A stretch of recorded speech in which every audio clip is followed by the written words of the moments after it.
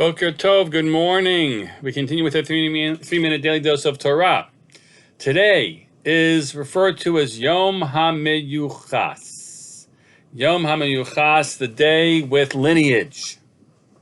Today, the second day of the month of Sivan. And you'll ask yourself, what is the lineage of the second day of the month of Sivan? And it's hard to figure out. We do have the following that Torah tells us as we arrive at Sinai. I'll read you the pasuk here.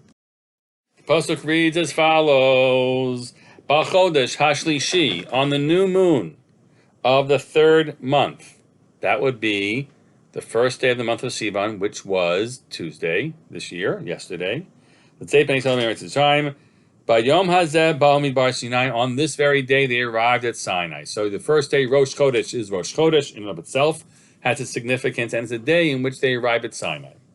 Then, eventually, God tells everybody that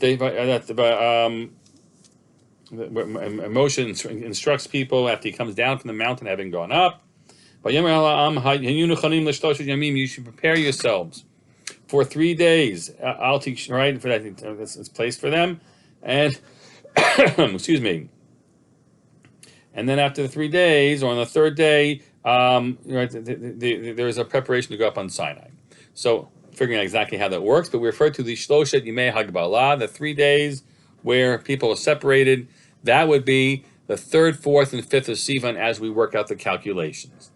So that's a significant day, and then the day of giving the Torah on the 6th day of Sivan. Beautiful, 6th day of Sivan, beautiful. It's the day of the Torah given Shavuot. The working backwards, the 3 days prior to that are the days of Shloshei Megbalah, the days of separation, which are special holy days. Work back one more day, nothing, and work back one more day before that, Rosh Chodesh. So this one day stands alone. So it became known as Yom HaMeyuchas. Now, here are 3 explanations that perhaps you've heard of or not heard, and I'll share them with you now.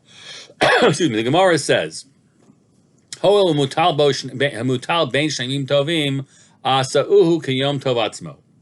Since it is sort of laid there right between 2 days of significance, Yamim Tovim, celebration days, significant days, they made it as if it were also a Yom Tov on its own. It doesn't have anything going for it at all.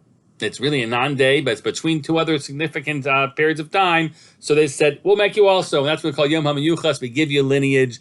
It's an honorary degree, right? That's what they hand over to it. So beautiful. It's a beautiful teaching of the Rabbi Yisrael Razin, the Raziner Rebbe, who compares it to someone who the king has asked people to come and paint walls of his palace. 4 people, 3 of them come in and paint. The 4th guy's doing nothing. And then the last minute he comes in with beautiful mirrors somehow, and he works in the mirrors so that the 4th wall is now reflecting all the other walls around it. And that's what he says the same way with this day of Yom HaMeyuchas. The first day of Rosh Chodesh behind, other days actually the 3 days of separation afterwards, and it gets to mirror them and draw on it. The last way to look at this I'll offer to you is those who explain that when the second day of the month of Sivan is when God says to the Jewish people, "You'll be my segula, my treasure. You'll be my kingdom of priests and a goy and a holy nation." That in and of itself gives this day great significance, carries all this power. Everyone enjoy this day, the Yom HaMeyuchas, to celebrate all the things that we've described. Wishing you a good day.